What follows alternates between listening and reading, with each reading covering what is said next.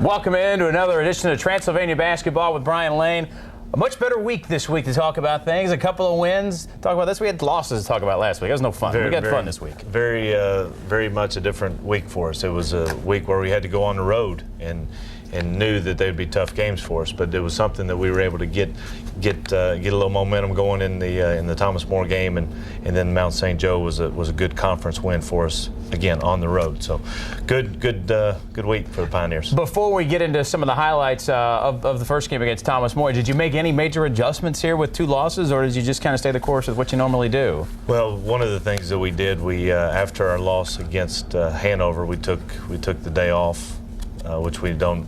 That was surprising. I remember you telling me that. I thought that was an odd move for you. We don't normally do that, but we kind of broke away from the norm a little bit to try and change things up a little bit, and I think it worked. We were able to go into Thomas More, and they're always well prepared for us. Matt Finke, assistant coach up there, who played for us during that Elite 8 run, he always knows all the calls for all the plays except for two of them. I think he messed up and got confused, but it was a game that they are much improved, and we needed to come out and show we're not there yet. We can still keep improving as a team, and as we get old, get more mature during the course of the year.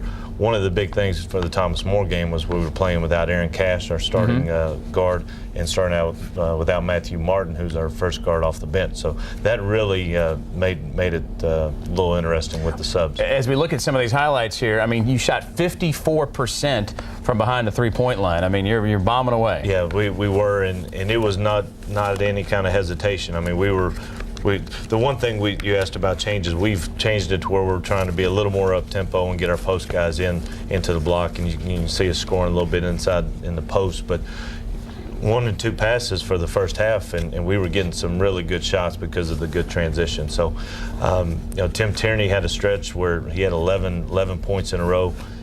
Being from Northern Kentucky, I think that was one of those games where he was able to really get up for.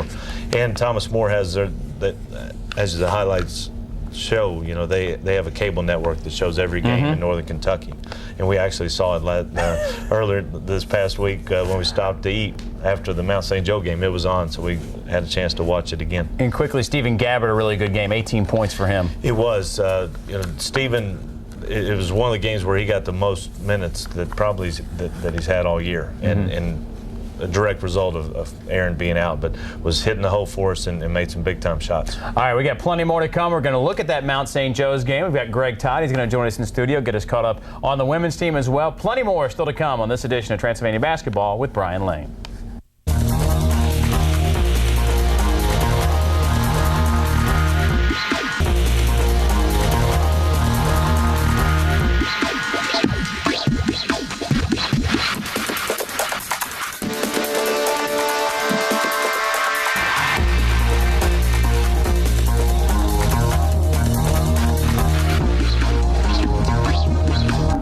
Well, this team is setting records almost at this point for three-pointers. You guys, before we get a look at these highlights, 10th in the country at three-pointers made per game. You're making right around 10 a game. It is, and when you're shooting a good percentage like we are, that really makes it even that much more of a positive.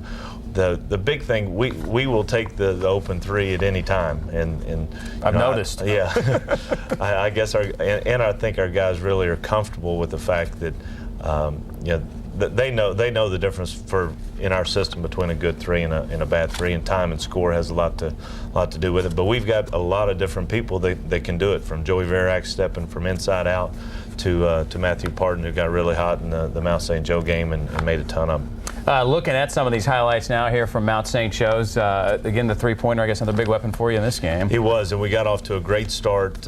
Mount St. Joe, we had not won at Mount St. Joe since assistant coach Nate Valentine was playing. So that, it's always been a tough place to play for us. And last year we lost it at the buzzer on a three-pointer. But early on, we were going to Blake McCowan inside. He was able to get 18 points and get off to a good start, and then Parton at 15. So we had the good inside-out combination. They were pressing. The press was more effective for them in the second half than it was for them in the first half, but we were able to make the extra pass. We talked about making the extra pass, the extra dribble and looking for that wide open shot. And we were able to get those. Parton got a couple that were dribble up threes, or just they weren't guarding him at 25 feet, so he was able to shoot it. Blake McCown, again, worth mentioning. He continues to improve, and this one of his best games, if not his best game. It is, and one of the things that we've been working with him, we had him a couple weeks ago on our segment about trying to get him a little tougher, and we've seen a difference. I mean, he's responding, he's posting up harder. You see, earlier on those highlights, an offensive rebound and put back. And anytime those are big time plays when you're able to get an offensive rebound, get it back into, get another opportunity to score. And defensively, probably better offensively from Blake. And hit some free throws down the stretch as well. This game was tight late, but you were able to seal it at the free throw line. You hear all the time on TV, should they call a timeout or whatever the situation dictates. They scored to go up 1 inside 20 seconds, and during the timeout we said we were going to get it in and push it. Because it's one thing to call timeout and then go against a defense that's set.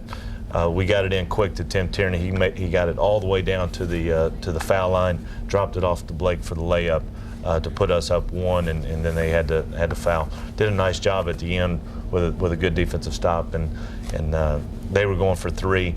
And again, do you foul in that situation?